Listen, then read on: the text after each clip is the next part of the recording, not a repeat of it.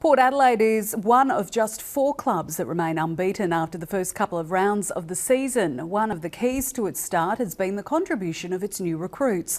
Among them is 24-year-old Dom Barry, whose journey to Alberton has been a little unconventional. Alina Ecott explains. This was the moment Dom Barry learned he'd been selected for round 1. I want to congratulate you on playing your first game for Port Adelaide. Good man, really proud.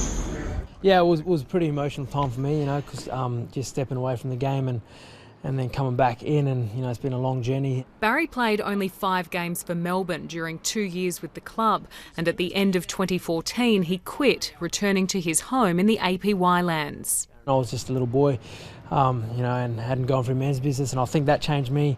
Going through that cultural process back home, that changed me, more than probably what I expected. Back in Adelaide last year, the 24-year-old had a stellar season with Glenelg before being drafted by Port.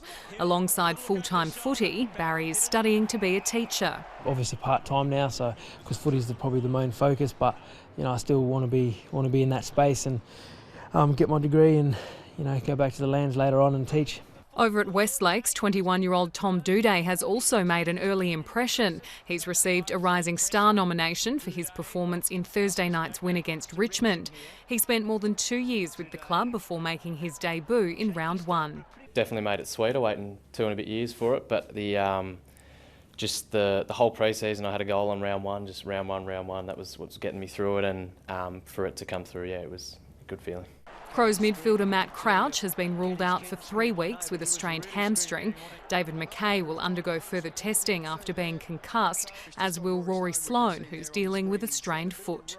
Alina Ecott, ABC News, Adelaide.